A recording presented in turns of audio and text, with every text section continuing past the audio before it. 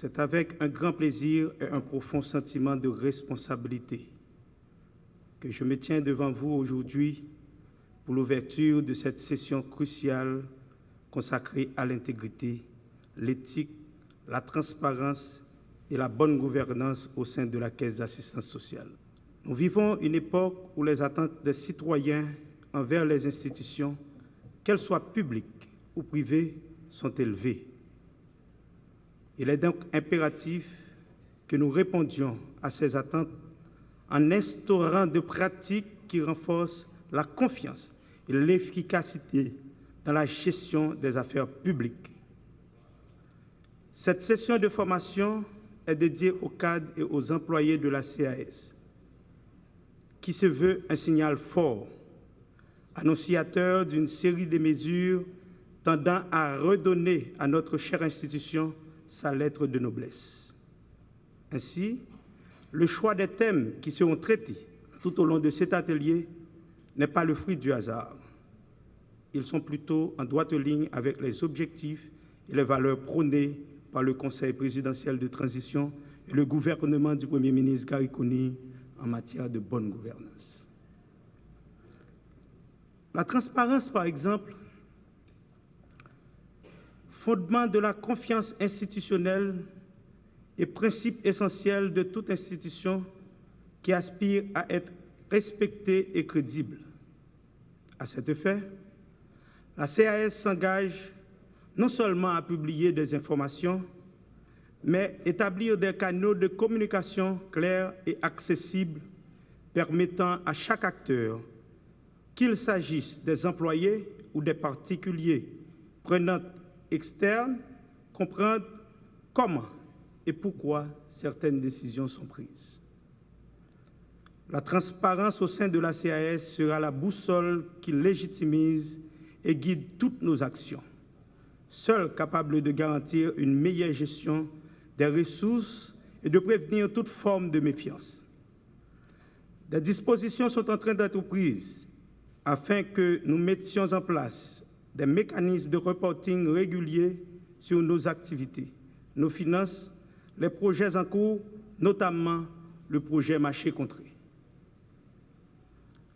Une telle initiative est nécessaire pour démontrer que nous sommes engagés à faire preuve d'honnêteté et d'ouverture.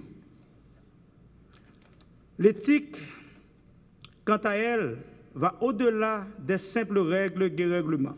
Elle est le reflet des valeurs que nous choisissons de porter dans chaque aspect de notre travail. L'intégrité, la probité et le respect restent au cœur de toutes nos interactions et de toutes nos décisions.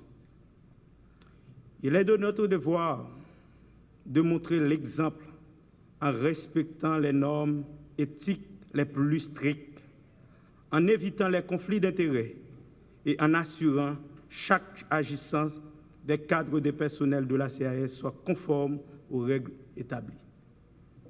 Dans cette perspective, il est indispensable que nous renforcions la formation continue en matière d'éthique pour nos employés et collaborateurs.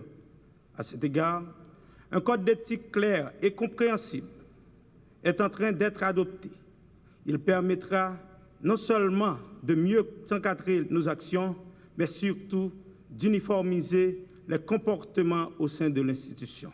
Le directeur général de l'ULCC, Maître Hans-Jacques Ludwig Joseph, par mon organe, salue l'initiative combien louable de la CAS d'organiser, à l'intention de ses cadres, une formation sur l'éthique et l'intégrité, tout en pensant à associer l'ULCC à cette noble initiative.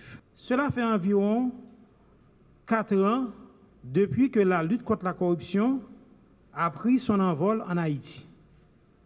Cette effectivité de la lutte coïncide plus précisément avec l'arrivée en juillet 2020 à la tête de l'unité de l'actuel directeur général, Maître Hans-Jacques Ludwig Joseph, qui a su imprimer à l'ULCC un leadership visionnaire, pragmatique et vertueux qui a fait ses preuves. En témoigne le transfert à la justice d'une cinquantaine de rapports d'enquête dans un intervalle de 4 ans et la création de 2 clubs d'intégrité, l'élaboration d'un guide pratique de prévention des risques d'atteinte à la probité, ce afin d'inculquer aux jeunes la pratique de la vertu, les valeurs de transparence et d'intégrité.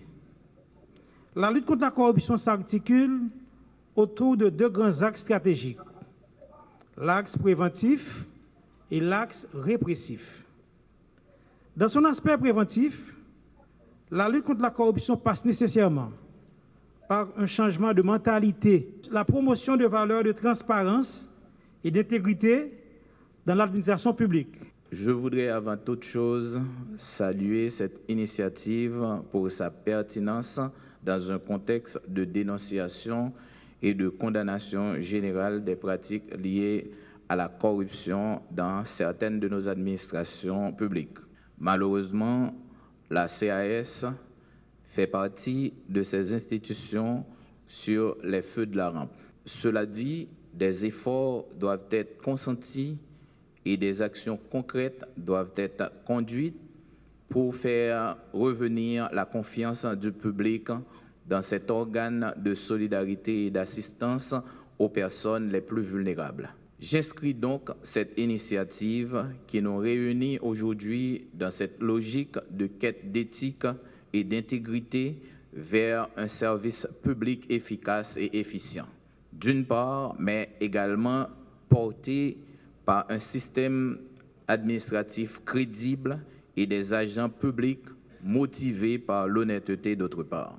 Je redis encore que cet atelier de formation sur l'éthique et l'intégrité ne manque pas d'être opportun, car il fait écho à la note circulaire 001 du Premier ministre relative à des mesures liées au redressement de l'administration publique et à la lutte contre la corruption dans l'administration publique.